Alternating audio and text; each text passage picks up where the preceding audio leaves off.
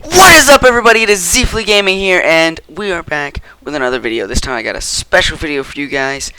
It's a Dungeons and Dragons video. I'm going to show you guys how to get started in the game, what you're going to need to play, and all that. It's going to be a multi-video series, and the first episode is just going to be what you need to get started.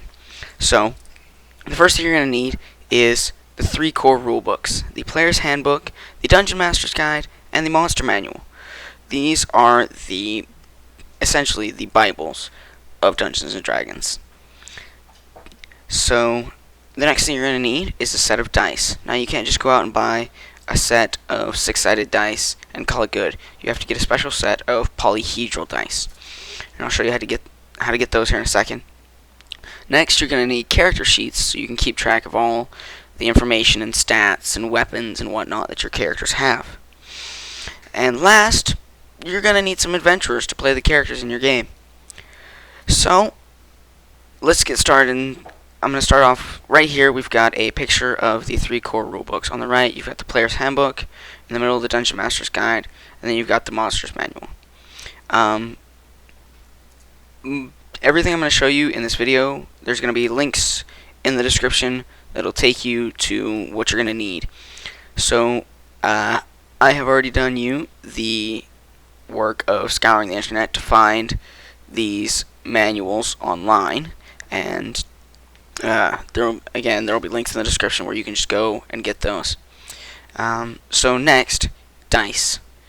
So you have to get a set of polyhedral dice, and the company I like to get dice from is called Chessex, and their website is right here. So you'll just come to the you'll go to the link in the description, come over here, click dice, and they've got a bunch of dice listed here. I'm just going to go to opaque dice. They're just sorted into various colors and styles.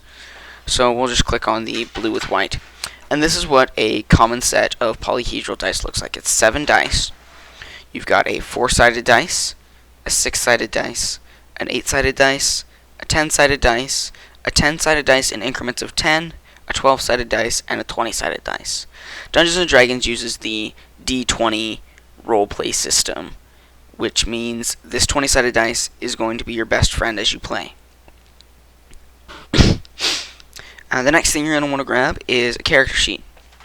I have one right here. This is the official character sheet for Dungeons & Dragons version 3.5, which is what I'm going to be showing you how to play. In the back of the Player's Handbook, there will be a blank copy of this character sheet. The one I have in front of me right now is an edited one that has been set up with various equations and algorithms to make keeping track of things a bit easier. In order to use this one, you're going to need some sort of PDF editor. I use Adobe Acrobat Reader DC. And that, all you gotta do is just Google Adobe Acrobat Reader DC, and you should be able to find it pretty easily. So, now that you've got your handbooks and your dice and your character sheets, you need people to play with. So you can play with family, friends, just about anybody that is interested.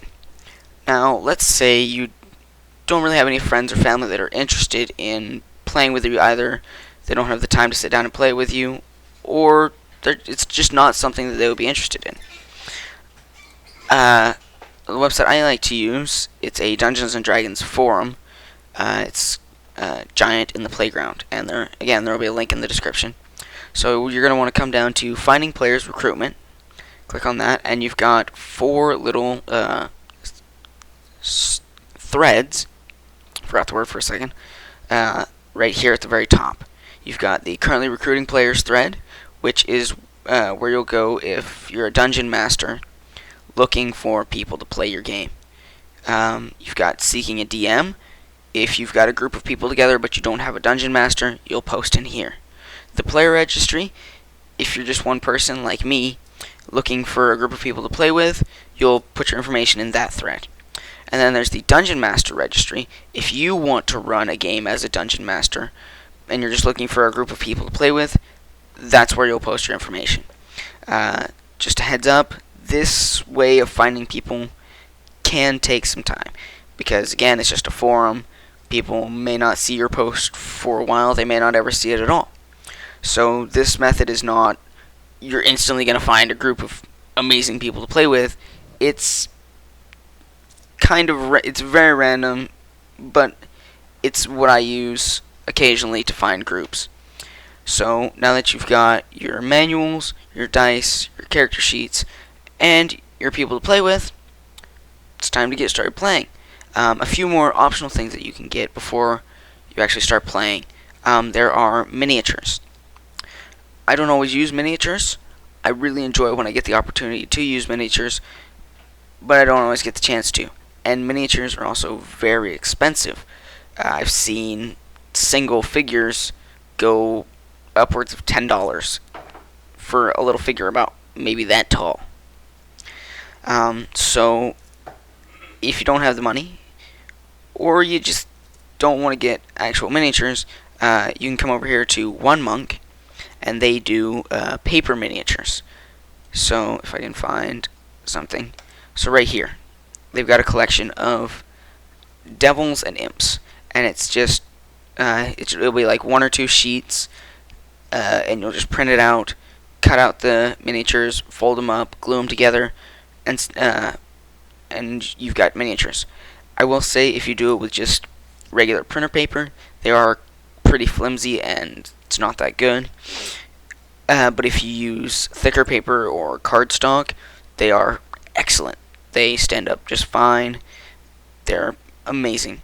So One Monk has some that you can buy, or if you come over here to downloads and go to like here, they've got a couple free sets that you can use in your games.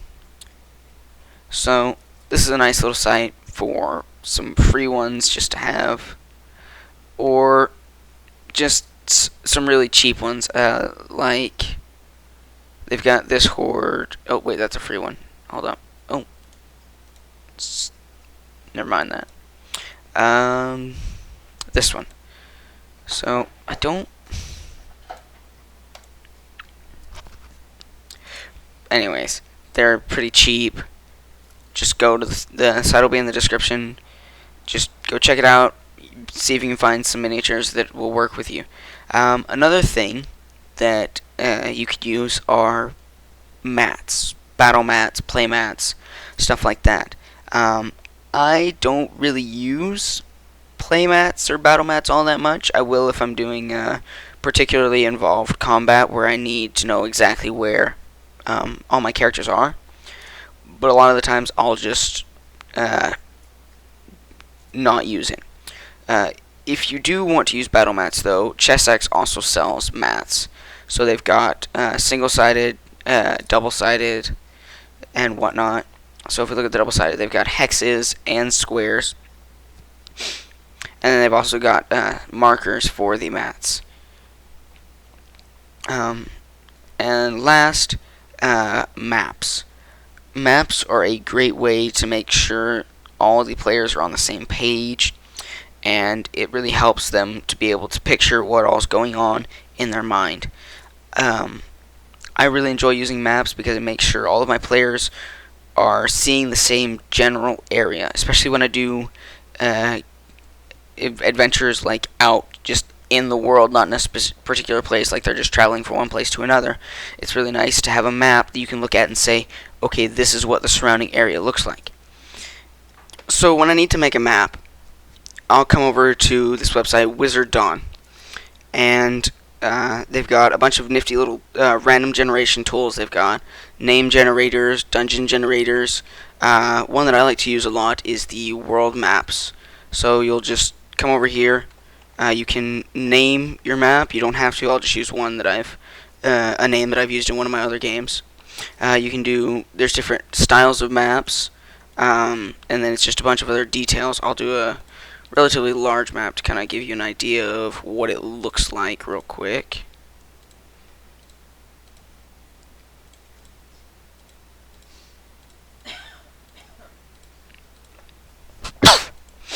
So you'll just enter all your information, click create, and it'll take you to it'll open another tab where it's got your map in it. And this is kind of what it's going to look like. And it's got the legend down here, so you can see like the gray hexes are mountains. It's got like landmarks like forts, caves, castles, ruins, stuff like that. And it's a very handy tool to just give your characters, okay, this is what the world looks like that you're in. I'll go into more detail on stuff like this in another video, but for right now, that's pretty much everything you need to get started. So just to recap, you need your 3 core rulebooks, you need dice, you need character sheets, some way to keep track of all of the characters' information, and you need people to play with. So, again, links to everything I've shown so far will be in the description below.